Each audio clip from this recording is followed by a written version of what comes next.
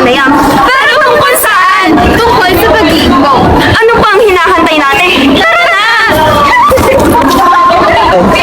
Ngayon, tayo ay hahanap ng estudyante na makuhanan ng panayam. Tara na! Ayan guys, pinahanap na tayong estudyante natin pagtatanungan tungkol sa pag-iimbok. Pwede ba po malaman ang iyong pangalan, edad, at section? Ako nga po pala si Michael Tinong Video Graduate, 14 years old po mula sa grade 8 Valencia. Ayan, kami ay may inahandang katanungan tungkol sa pag-iimbok. Handa ka na ba? Handang-handa na po ako. Ang ating katanungan, ang unang ating katanungan ay ano po ang idea ninyo sa pag-iimbok?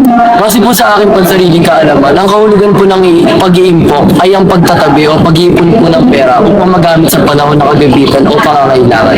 Galing. Ano po yung nabili ninyo na pinag-ipunan nyo? Isa po sa mga nabili ko sa pamamagitan po ng pag-iimpok po ng aking pera ay ang aking gitara. Ano naman po yung naramdaman nyo nung bili nyo yung gusto nyo? Nagtutuwa din po ako at nagiging proud din po ako sa sarili ko na nakakabili rin po ako sa pamamagitan po ng pagtatabi ko po ng aking sariling pera. Galing. Muling katanungan naman ay para sa'yo, gano'ng halaga ang pag-iipon? Sobrang mahalaga po para sa akin ang pag-iipon dahil hindi po natin nalalaman kung ano po yung darating sa ating panahon. Maaaring kailanganin po natin ng pera mamaya or baka po bukas. Kaya mahalaga po ang pag-iipon. Ayun po. Maraming salamat po sa inyo. Thank you po. Thank you po. Thank you. Magandang buhay sa umaga. Ngayon at ate, pwede ka po interview? Sige po, okay lang po. Ano po ninyo? Camille po. Sa tingin niyo po, bakit po mahalaga yung pag-iimpok? Bilang estudyante po, kailangan ko po mag-impok para po sa emergency. May pinag-iipunan ka na po ba ngayon? Meron po para po sa aking ika-18 arawan. Ano po sa tingin niyo mga hakbang sa pag-iimpok?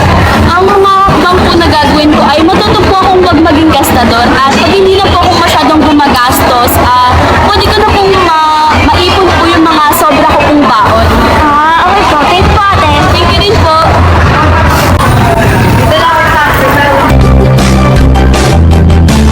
Magandang buhay sa umaga. Ngayon at magkwentuhan. Magandang araw. Pwede ka bang ma-interview? Sige po. Bago po lahat, maaari po bang ipakilala niyo muna po yung sarili niyo? Okay, so ako si Zoe Sanchez from Manila, Mario. Ako po ay 15 years old and still a student. Slay, ang ganda ng name mo. So, yun, pwede itatanong ko sa'yo is tungkol sa pag-iimpok. So, bilang isang estudyante, ano yung mga hadlang sa pag-iimpok mo?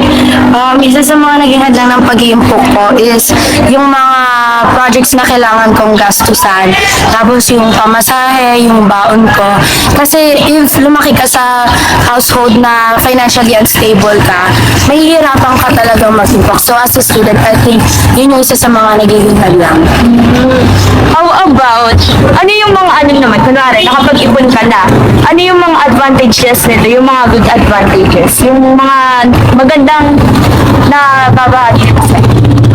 Isa sa mga naging advantage nun sa akin is kapag may emergencies, may extra akong money and nabibili ko agad yung kailangan kong bilhin. And also, kapag kami mga emergencies kami sa bahay, such as wala na pambili ako, nagagamit namin yung ipon ko. So, I think Maraming salamat po sa pakikipanayam sa atin.